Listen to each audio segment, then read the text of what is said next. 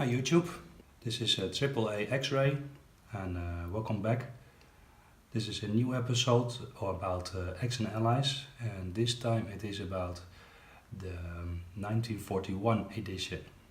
I know that for a lot of serious X and Allies players, they don't consider this a grown-up version, but this weekend I played it with my group, and we had a lot of fun with it. I think we played this now 5 times, and yeah, we have fun playing this, and not because it's a very good version, but it is a short version, and all of us, we are quite busy in life, and we don't have time to come together for a full day or half a day. So yeah, we come together for an evening. We play this for 2-3 hours, and then yeah, more or less it's decided who wins. So yeah, then we have for a short time fun, and it works. So last weekend we played, and this is how the board ended. As far as I recall, I had to break down the board, but as far as I recall, it was looking something like this. And so I want to evaluate a little bit. I was playing Axis and with my friend, and our opponents were doing the Allies. And I must say, I think on our side we had a little bit more experience than the Allied players, even though we gave them a little bit a head start. Especially the Atlantic Ocean, we gave them an additional destroyer, but later about that. So still, the Allies had a lot of trouble to break through, even though they did a couple of very good moves. And at least one time, it looked like they could have won, and they almost won. But yeah, the dice were at our side that time. So yeah, what happened in the game? First of all, Russia was playing quite aggressively. To some success, and so they were defending here the border. At the end of the game, they took Ukraine and West Russia back. The United States had a very daring move, and our main mistake that we did not see it coming, and had its fleet in Midway with 2 infantry, 2 tanks, 2 fighters and 2 bombers, and Japan was quite lightly defended. And so they attacked, and luckily the die were on our side. So at the end they had 1 tank left over, we had 1 infantry left over, and they missed and we hit. So otherwise the board would have looked different, and probably we would have said Allies would have won. But yeah, apart from that, Japan was moving forward. It had taken India and was just on its way back, taking some more of the money islands. England was the least experienced player, and yeah, he lost a lot of units, so he ended up with, as far as I recall, 2 infantry and a tank in Canada. And that was also one of the reasons why they decided there was, for the Allies, not much chance of winning anymore. So almost all the territories of the UK were going to be taken, except for the United Kingdom itself and Canada. But without the rest of the territories, it would have only an economy of 4 IPC, so that was 2 less. Also, they had not been careful with defending their fleet, even though we gave them a little bit head start, and they actually, after the first turn of Germany, they still had 1 carrier, 2 fighters, and a destroyer. They built 1 destroyer. But later they were not careful, and Germany used all its subs and planes to attack the fleet. and it took the whole fleet out, including the fighters. So Germany was left with one fighter and one bomber, but without any threat from the UK, can focus entirely on Russia. Here Germany had some bad dice rolls, so it attacked this stack of infantry and tanks, but to no avail. So Germany, I was playing Germany, I took out a few infantry, lost most of my infantry, so I retreated and merged with the infantry that was on the way from Germany. So now it's looking like a decent stack again, but the infantry stack that used to be before there was entirely wiped out. So that means also the north is likely defended. So as a matter of fact, Russia was not doing that bad, and he was playing aggressive style, which I personally like a lot. I like it when Russia is not turtling, but defending itself actively, and he was doing a good job on that. And the good thing for Russia is that it starts with a big pile of infantry, so the only thing you have to do is buy a few tanks, and you can play quite aggressively, and kick Germany out. But in the long term, of course, they would not help too much, because Russia was buying an average of 2 infantry, Germany an average of 4 infantry. So the longer this game would progress, the more dire the situation would be for Russia. Also because of the failed attack of the United States here on Japan.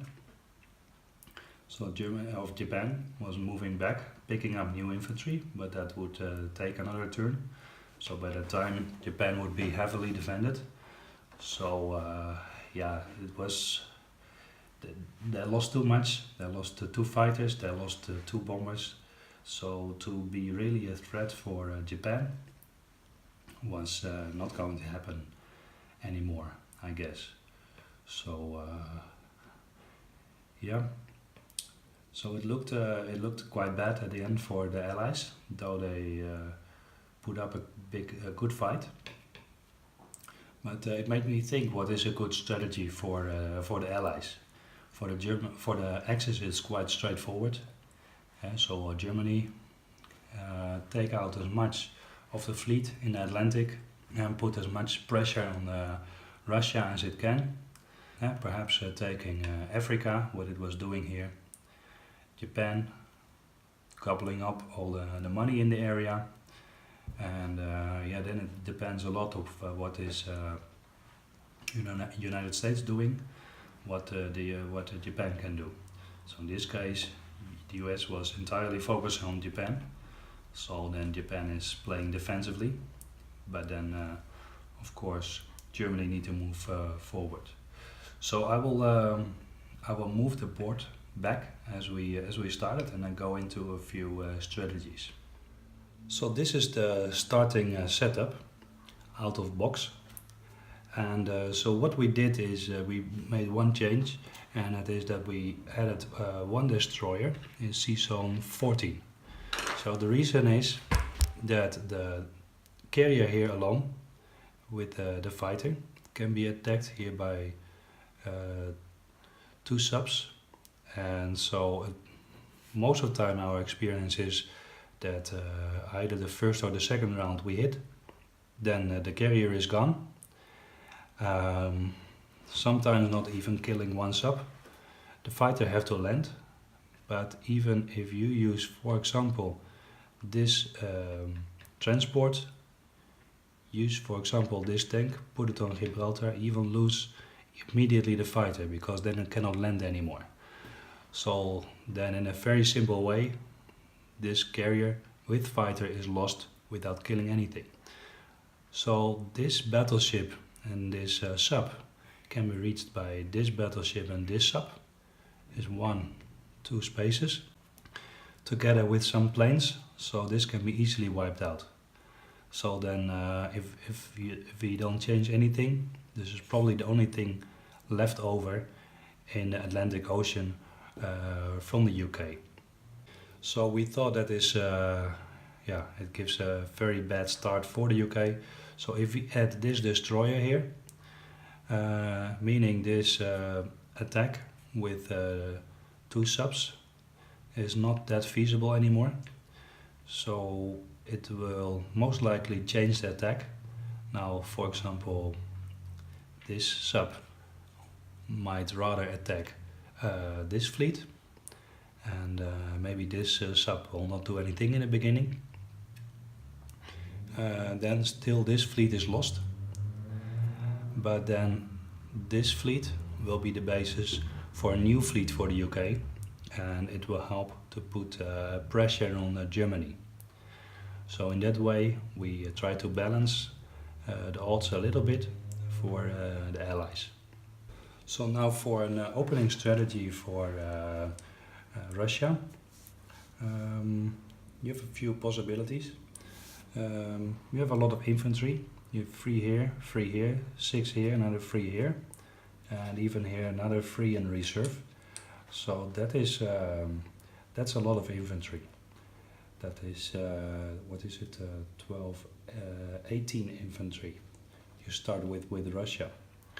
If you, for example, compare that to Germany, start with 19. So Germany only start with 1 infantry more than Russia. So you're not in that bad position. Of course, Germany has much more attacking power, so that's why I also advise don't buy immediately only infantry, but buy a few tanks. It's quite costly. In this version it costs 6. With the total economy of Russia in the beginning of 7, that's a big investment, but it gives you some ability to dead zone some of those territories here.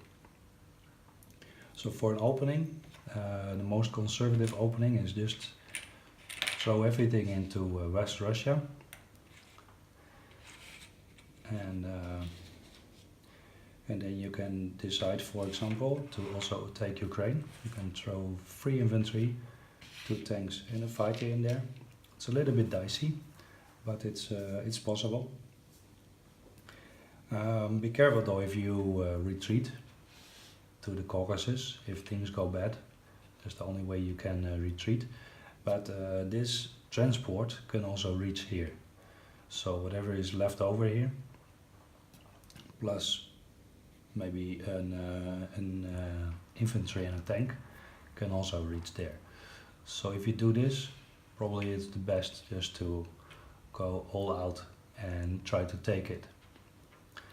So if you take it, or at least take everything out what is there, then for sure you need to have purchased a tank, because you need some attacking power. So this one is quite straightforward. It have 3 defending infantry and 12 attacking infantry. So the most likely outcome is you take everything in the first round, or maybe in the second round, and then it costs you 1 infantry. So then you have 11 infantry left over here. Yeah, and then it depends a little bit what happens here. So maybe we say we just lose everything.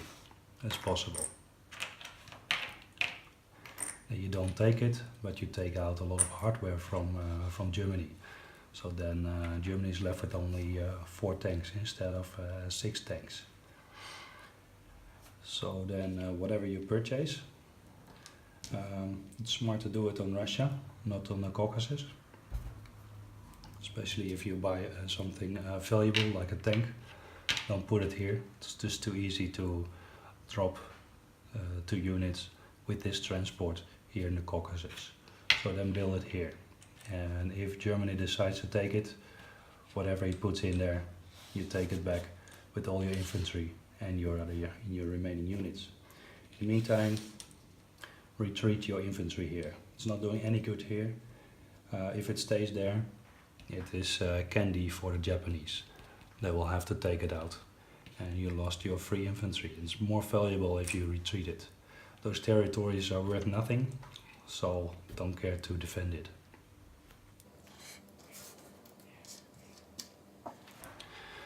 So for Germany, this could be the outcome of the first battle.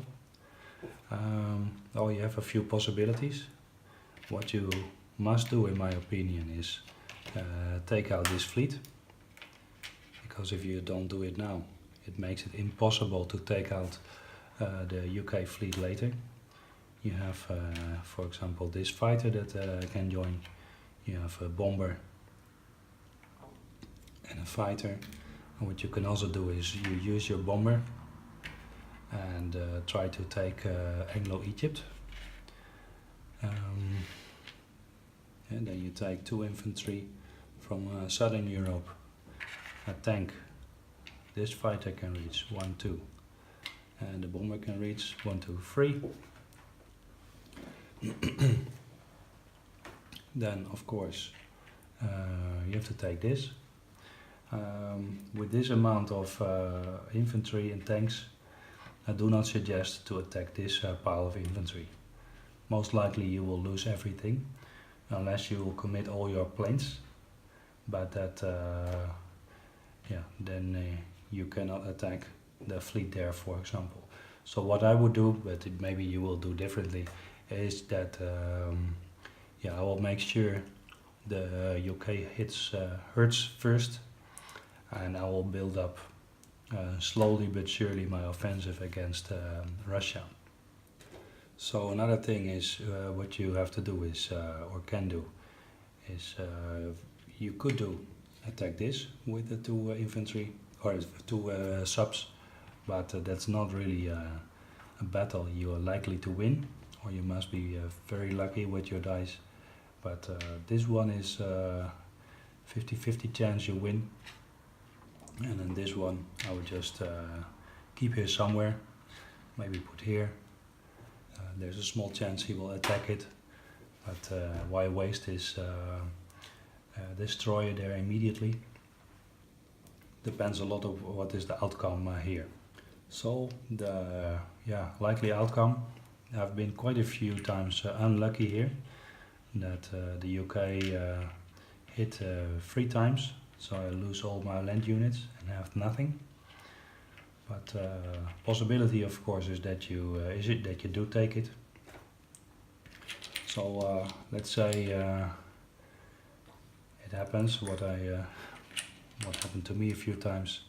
So everything is taken out, nobody gets anything.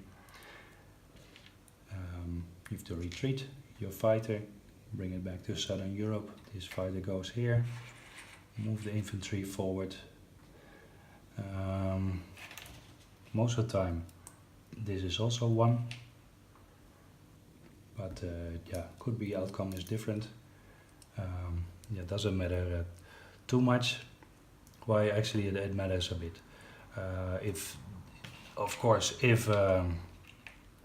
the UK wins this battle, then it makes a much stronger position in the Atlantic Ocean.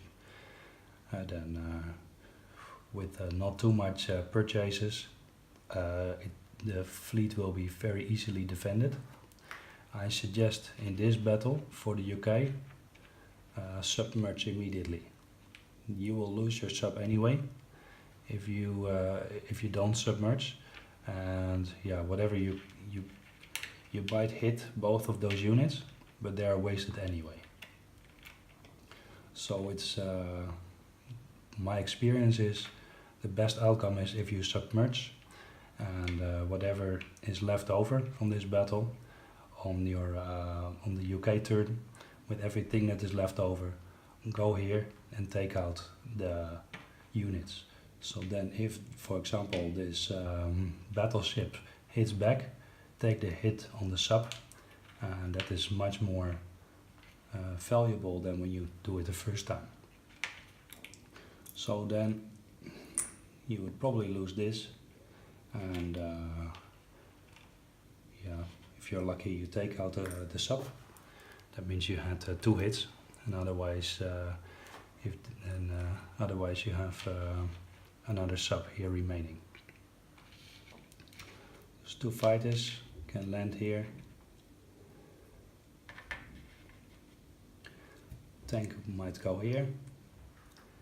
Yeah, depends a little bit on what's happening here. If Germany lucky or the UK is lucky. If the UK is lucky here and the fleet remains, yeah, then you have to think about what you do with Western Europe, because then they can land here. So after Germany, then is the UK. The first priority is to secure your fleet here and get yourself in a position to threaten Germany. What was this? 2 infantry, yeah, like this. Maybe this Russian sub can be here. It's not so valuable anywhere, but later maybe can help defend the British fleet. So in this case, whatever is left over, if this is left over, you are very lucky. Then bring everything in position here. I would consider buying another, what is it, a destroyer, because it is important to defend this fleet. You cannot lose this fleet. So at all times, be very careful where all the ships are. If any German ships are remaining, are they in a position to strike this fleet? In combination with aircraft, it is just too valuable for Germany to take out that fleet. So if I play Germany, if I see a chance, I would always take out the UK fleet here. So defend it very well. So in this case, probably you take it out, you lose a sub, maybe another ship. So it depends a little bit also on your buy. If you bought another destroyer, maybe you still have to, then you would have 3 destroyers here, a carrier, 2 fighters, then you have your transport if you're lucky. If you're not lucky, then you'll have to buy the next round. If you're lucky and you have it, then of course you can bring the tank over, and then you can start to threaten Europe. Now in the Pacific, you have also a few options. What I do like to do is take out this infantry, because it's very valuable for Japan. You can do it here with this 2 infantry and a fighter. This fleet you can attack with a sub and a destroyer. The odds are about equal, a little bit better for the UK, so I would do it. Otherwise you would have to sail your ships all the way back home or anything, and probably at the end of the game they don't matter anymore. So it's better to take out some Japanese ships here. Then you have 2 transports here. What you could do is join here, put infantry here, but then you have to be quite sure that you win the sea battle, otherwise you are stuck somewhere with your long transport and loaded with an infantry. So otherwise you can use something like this, land it here, move this here. So hopefully you're lucky, take this out, maybe lose your sub. So if this is the outcome, and could be that you win this, probably at least lose 1 infantry. If you're not lucky, you lose 2 infantry, then you don't take the territory. And this also puts India in a much better position. So if you bought there a destroyer, you still have enough money to buy another infantry here. So you could have 2 infantry here. And with this, if this destroyer is left, there's no way that they can take India. Of course, there's also this fighter. And so if this is the outcome, you are quite lucky. You can play, of course, much more conservative. That's up to you. But yeah, I like to use my resources in a way, in an aggressive way. So then the outcome could be something like this. Now after that is turn for Japan. Japan starts with quite a big fleet and 2 transports. And in my opinion, 2 transports is enough. You could buy a 3rd one. And that way you keep 2 transports in this area to chuck infantry into the mainland and use 1 transport to start taking islands. So, but if you don't want to buy any transport, then yeah, 2 is enough.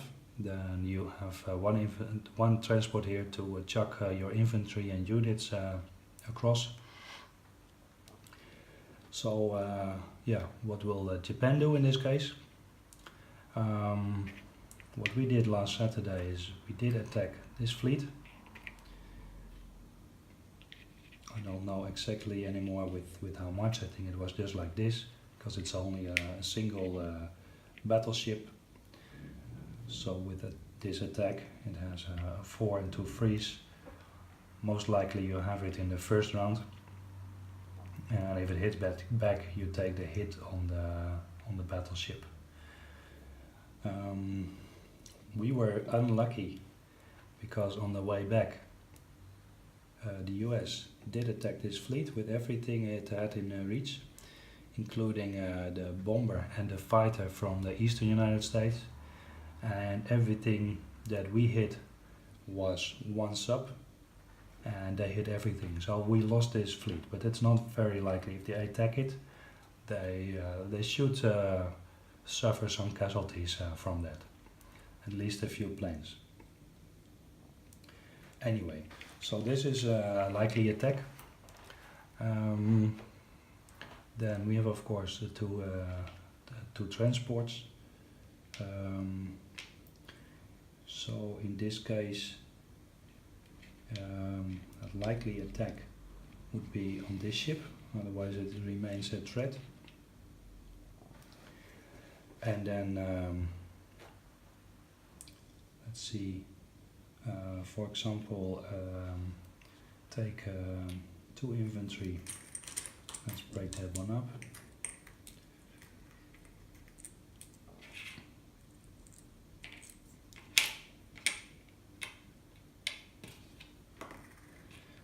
Take 2 infantry, sail here.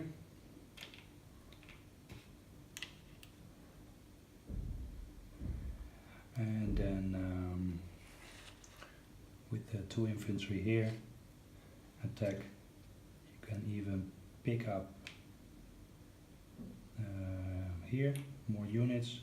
Maybe take an infantry and a tank. Drop them off here. There's a connection here.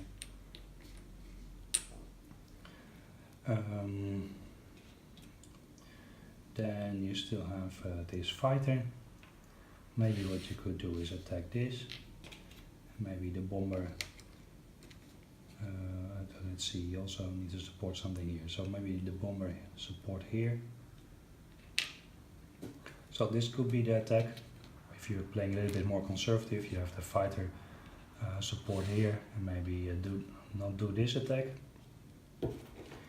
But then later you have to fight your infantry here, otherwise it's too easy for the US to take it. So this could be it. Then if you're lucky, then the UK misses and you don't lose your destroyer. If the UK is lucky, they take out the destroyer here, so then you have only your carrier left. well, you should be able to take this, maybe with taking or losing one infantry. Same for here, probably losing an infantry, but taking this. So in that way you take one infantry from the US, take one infantry back from Japan, or taking back from the UK. So this could be the outcome. Well, this one you should have. And then it's the turn for the US. Oh, let's spread this one out. I don't have an infantry close by, so this is an infantry. Now, of course, what the US could do is hit back. I think that's not a bad decision to hit it back. Just try to cripple Japan. If you by doing so, you commit yourself a little bit to attacking the Japan. So these two planes can also join, but that means you don't have any plane anymore at the Europe side of the board, at the eastern United States side. So if you do this, you commit yourself to Japan, which is not a bad thing. The other thing you could do is you retreat to the other side of the map. So you go to sea zone 19 with your fleet and help support the UK. If the UK already have its fleet here, then I still think it's a good thing to attack Japan on this side, is to put pressure on both sides. Otherwise Japan get too big too easily.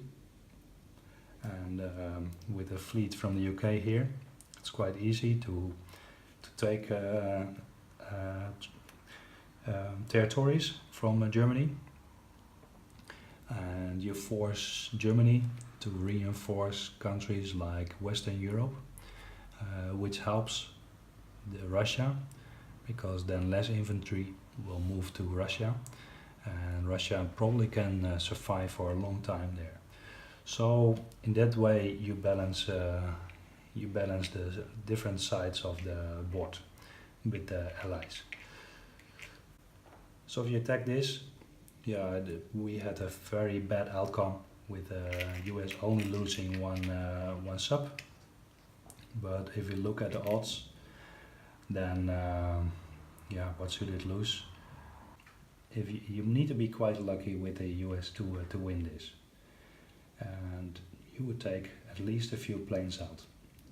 So it's not a bad thing, as we saw in our game. US was very lucky, but yeah, it's worth trying. Worst case, yeah, you lose your fleet here. Then you still have your small fleet on this side of the board, and yeah, you can check what you want to do. Maybe you want to reinforce it and move here, or indeed move it to the other side of the board. Let's see where can you move. You can move to 41 and then from 41 later move to Hawaii or Midway and start to threaten Japan. That is yeah, it's quite a good move for the US. But then of course you have to win this battle. So we suggest this as a non-combat move. In the meantime, invest in more ships, especially if you want to. Basically, if you want to go any side. If you want to go this side, invest in at least in, for example, another destroyer, or even a carrier. If you move on this side, you also have to invest in ships. If you're lucky and you take this out, then still they have their remaining fleet. So that's why it's also important with the UK to take out some of the fleet. What I saw happening last Saturday is that the fleet from the UK was retreated here, including all the transports. And by doing so, it put itself in a bad position, because then with the units here from Japan. 2 destroyers, 1 sub, and 1 fighter at least can reach here, and that is overpowering for the fleet. So better be aggressive, take out as much as you still can, and with the economies that we're talking about here, for example, Japan has an economy starting income of 9 IPC. They don't buy so much ships, so what you take out will probably not be replaced so easily. So yeah, this could be the opening strategies. With the biggest decision to make is, what do you do with the US? Do you go to Japan, or do you go to Germany? So I think this game you can finish in 4 rounds. I think we finished in the 3rd or 4th round. I think the 4th round. And it plays quite quickly because the economies are small. So you buy less units. There's a lot less considerations you can make. So the game goes quite quick, and yeah, it has its own charm in that way. So I can recommend it, though if you have the time and the opportunity, then of course the other versions of the game are much, go much more in depth into strategies, and you can have a lot of fun with them, probably more fun than this one. But still, as long as you're having fun with your friends, then it doesn't matter which version you are playing. So I can still recommend this version. Well, thank you for listening, and hope to see you next time.